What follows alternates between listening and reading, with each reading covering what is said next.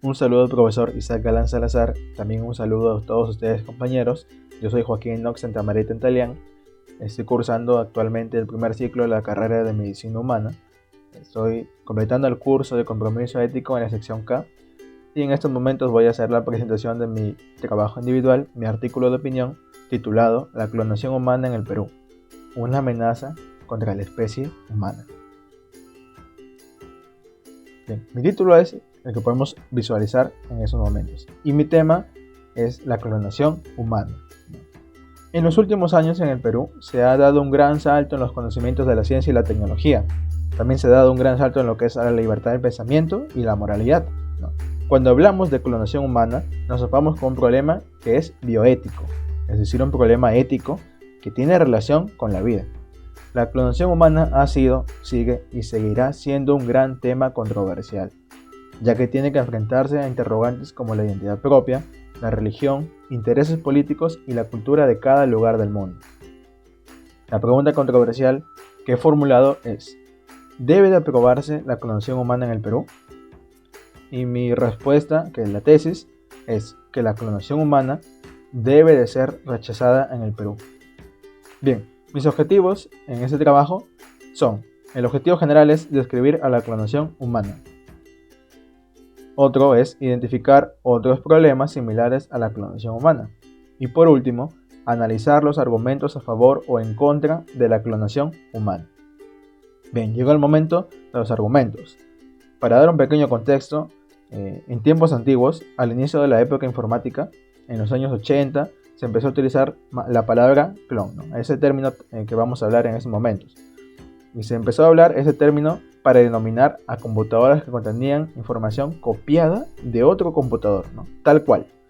Es así como nos damos cuenta que la época informática ya se venía apoderando de nuestra era, ¿no? Según el autor Beraún, el número 1 de mi trabajo individual, en la etapa moderna, el mundo de la informática estaba marcando el paso. Y destacaba ¿por qué? Por sus adelantos enormes, ¿no? A pasos agigantados.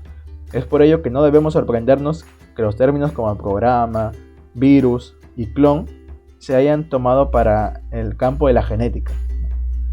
Pero en sí la definición más exacta que tiene acerca de clon lo tiene el autor número 5 de mi trabajo individual, el cual se llama Crespo, y nos dice que un clon se define como el grupo de organismos con una idéntica composición genética, que proceden de un único progenitor mediante la multiplicación asexual, siendo a su vez iguales a él. Y aquí vamos a recalcar algo, ¿sí? ¿Qué es composición genética, no? Porque dice una idéntica composición genética. Bien, esto lo vamos a diferenciar de aquí en unos minutos. Para eso vamos a entrar al argumento número 2. El argumento número 2 nos menciona acerca de una entrevista a Stephen Hawking, el hombre que era el más inteligente del mundo, ¿no? Hasta que falleció. No, es una entrevista hecha por el diario BBC y bueno, nos menciona, ¿no?, que existen 4 peligros para la especie humana. Estas son que la humanidad se quede completamente sola en la Tierra. Segundo, la inteligencia artificial. Tercero, el calentamiento global. Y por último, tener comunicación con la vida extraterrestre. Y si nos percatamos, en ningún momento menciona, ¿no?, a Stephen Hawking a esa entrevista. No menciona acerca de la clonación humana. Es por ello que existen muchas controversias también de si es fiable o no realizar la clonación humana.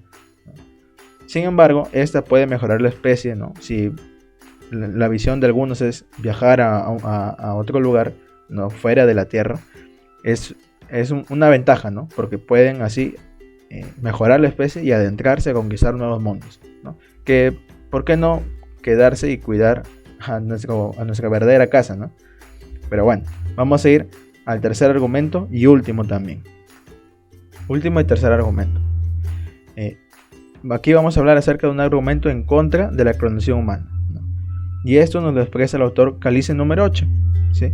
Este nos menciona sobre la sexualidad del ser humano, que al ser clonado rompería con su sexualidad psíquica, porque la relación entre la sexualidad y la muerte es bien estrecha. La idea de la muerte se ha vuelto alcanzable, ¿no?, por querer ser inmortales. ya que el hecho de producir un clon parece adentrarse al terreno de la inmortalidad real, debido a que la clonación humana separa la sexualidad de la muerte, ¿no? Y las hace extrañas de ambos lados, ¿no? Nos menciona que la sexualidad asegura la reproducción de la especie, ¿no? Es una presencia que el individuo en algún momento va a morir, ¿no?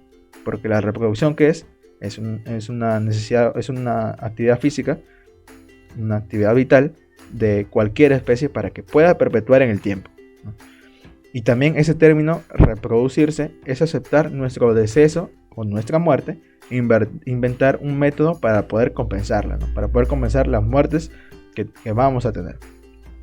En cambio, la clonación apertura un nuevo dispositivo de sexualidad y también de muerte, ¿no? Una reproducción del individuo que no tiene relación con ninguna de su especie y que se interpreta en el fin de todo deceso posible. Y aquí vamos a entrar, vamos a tener una relación pequeña entre el argumento número 1 y número 3, pero es muy importante, ¿no? Como mencionamos en el argumento número 1, un clon se define como alguien genéticamente idéntico, ¿no? Pero es genéticamente idéntico. Pero aquí van a existir dos términos, el genotipo y el fenotipo. ¿Qué es el genotipo? Bueno, el autor número 9 nos menciona que se conoce como genotipo, a la descripción del material físico real conformado por el ADN de los progenitores del individuo.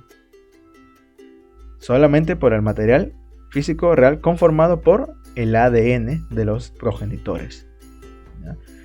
¿Y qué es fenotipo? Que se conoce como fenotipo a la descripción de las cualidades físicas y de cómo se comporte el individuo, ¿no? Entonces, ¿un clon va a ser genéticamente idéntico? Sí, pero va a ser en forma visual netamente igual a su progenitor. Sí y no, ¿no? Porque sí, porque tiene los mismos genes, ¿no? Puede expresarse de esa manera, ¿no? Si tiene rasgos de ojos azules, su padre, él probablemente lo va a tener, ¿no? Si tiene piel morena, el hijo también, o el clon en este caso, de su progenitor, va a tener también piel morena.